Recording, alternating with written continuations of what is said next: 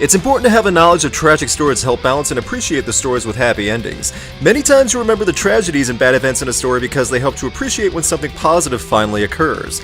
And what better setup for a tragic story than a mercenary Viking being forced to flee from the woman he loves after a murder and then swear vengeance and return to her. Sweden's Amon Amarth continuously becomes more bold and deep over the years, and their 10th full album Jomsviking continues that trend.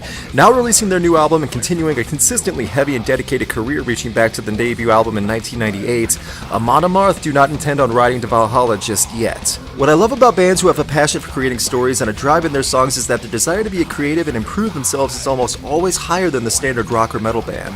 According to the group, Jomsviking is how they are raising their own bar. In their press release given for the new album, guitarist Olavi Mikkonen said, "We were writing typical Amon Amarth songs, but this time we felt we had to write something different. After 10 albums, you really need a challenge. We rose to the challenge and we're really proud of what we've created." Motivation and a desire to do something new is when great things can come out of the music world. When you hear and see the work ethic come from a band who have been doing this for over 2 decades, it's hard not to get excited of the possibilities.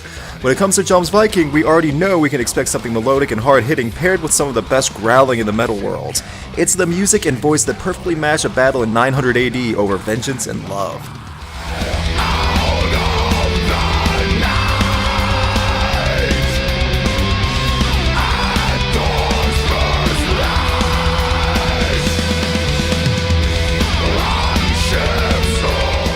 The singing of the title At Dawn's First Light alone is enough to raise your heart rate. The mixing of the track to keep the strong bass and drums on the low that match Johan Hägg's vocals all sound like fast shots of thunder with how deep and quickly rolling they are, and it greatly contrasts in pitch to the high chords and riffs that carry the speed and intensity of the track. Tracks like At Dawn's First Light, One Against All, and Wanderer feel like short ballads that can be unique stories of their own, but when put together with the rest of Jomsviking, it adds up to a mountain of metal. The song plays like chapters in the story, and each segment processes everything from the main character's fighting his way back, all being carried by a brutal death voice and drums that will blow out your subs.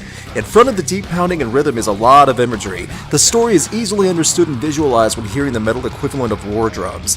Whether it's a track about a fallen leader or a song about being at one with your weapon, it's not difficult to follow this war story along for the loud and shocking ride. This is my sword, we are one and the same. My enemy's low, vengeance the name.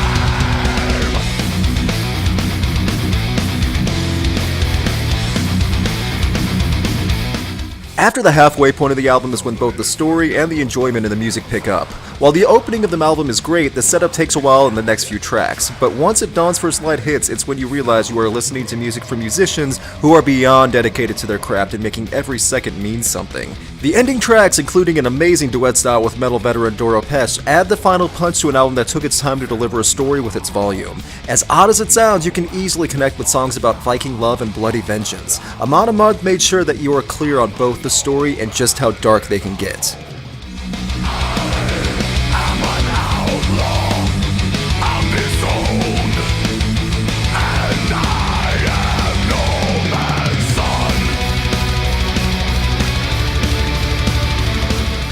The style of melodic Viking metal is a unique hook that may not win the hearts of every metal or rock fan, but when something so fierce as Jomsviking, it's hard not to get pulled in.